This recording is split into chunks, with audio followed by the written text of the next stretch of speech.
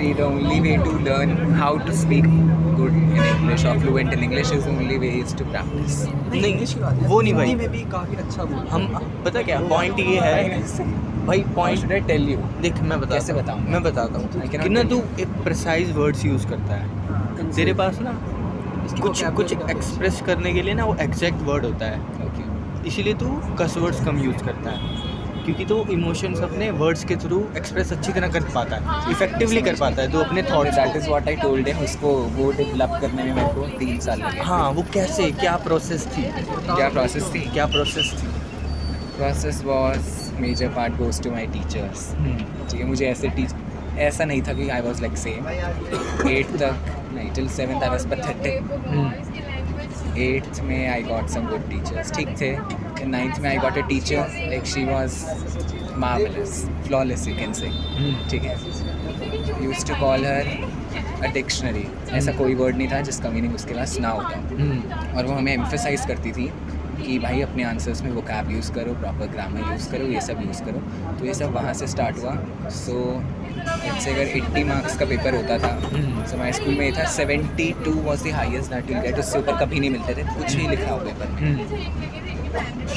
तो उसके बाद क्या हुआ देन, हाँ, तो slowly study I use to get in 50s in the starting. आते आते वो मुझे स्लोली 60s में आए, 68 अबव आई गॉट 71 मिला था मुझे. That was highest in her checking.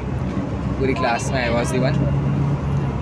उस लेवल तक आने में जैसे we talk about poetic devices ना, तो ये सब जो स्कूल के बच्चे थे वो कम्प्लीटली अवेयर मुझसे पहले, और मुझे नहीं आते थे ये सब. तो आई डेवलप्ड ऑल दैट. वो टीचर चाहती थी कि मैं डेवलप करूँ, तो she was every time like that to them, this time I want A1, this time I want A1. तो व्हेन आई गॉट 71, तो उसके बाद उससे मुझे नीचे लाना था. तो उसके बाद उसने मुझे कभी 70 अबव नहीं दिए. पर उसके बाद से मेरे इंग्लिश में और टीचर्स की चेकिंग में 70 से नीचे या 68, 69 से नीचे ने कभी नहीं आया. सो ये उसने कंट्रीब्यूट किया. फिर 10th में आई गॉट अनदर टीचर, वो भी बहुत अच्छी थी, उसकी ग्रामर बहुत अच्छी थी, तो उसने उस पर एम्फेसाइज किया. कहते हैं मैं अपनी वोकैबुलरी काफ़ी रिच करनी चाहिए, नहीं ऐसा वो कहती थी. हाँ, अगर एक if we are talking about a long answer, अगर एक लॉन्ग आंसर में उसे 3 से 4 वोकैबुलरी वर्ड नहीं मिलती थी, नॉर्मल है, इतनी फैंसी नहीं जितने मैं अब यूज़ करता हूँ, थोड़ी नॉर्मल, तो then only you will get 7, otherwise 4.5 बस.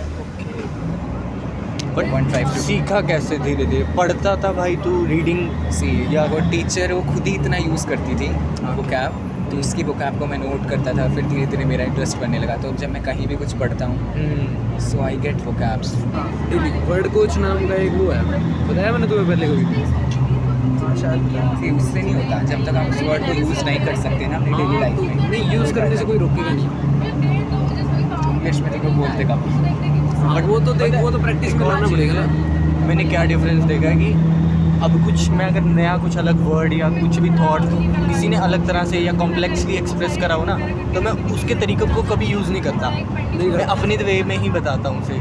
उस वजह से ना वोकैबुलरी तुम्हारी इवॉल्व नहीं होती, क्योंकि तुम बोल तो अपने ही शब्दों में रहे हो ना, जबकि तुम वो चीज़ सीख सकते थे उस तरह से बोलनी.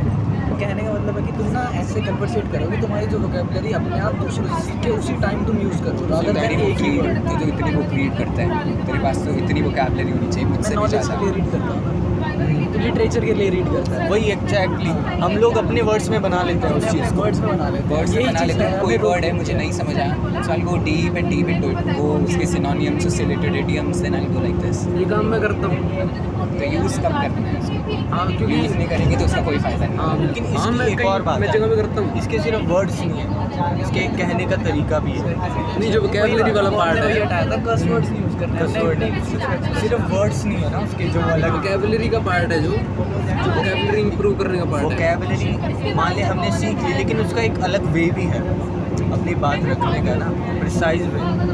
उस इनको ना बोलते हुए सुनिए रशियन, जैसे तुम्हारी क्लास ऐसी इतना चलती ज़्यादा है, स्वीट बोलता है ऐसे.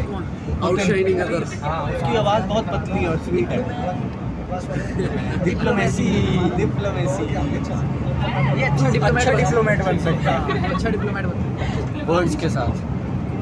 Precise and elegance. मैंने डिबेट से बहुत कम परफॉर्म किया है. एक में किया है, उसमें मैं जीत नहीं भाई, तू डिबेट अच्छा नहीं करेगा, तू किसी वन वे बहुत अच्छा करेगा, जिसमें तू अच्छा अपना कर देगा. अपना थॉट बताएगा, वो तू बहुत अच्छे से एक्सप्रेस करेगा. जहाँ पे देखो लाइट आर्गुमेंट्स करने होते हैं ना थोड़े, वही डिप्लोमेसी हो जाता है, दूसरे को ऑफेंड नहीं करना बट लेकिन अपने पॉइंट्स भी रखना है, वो अच्छा है।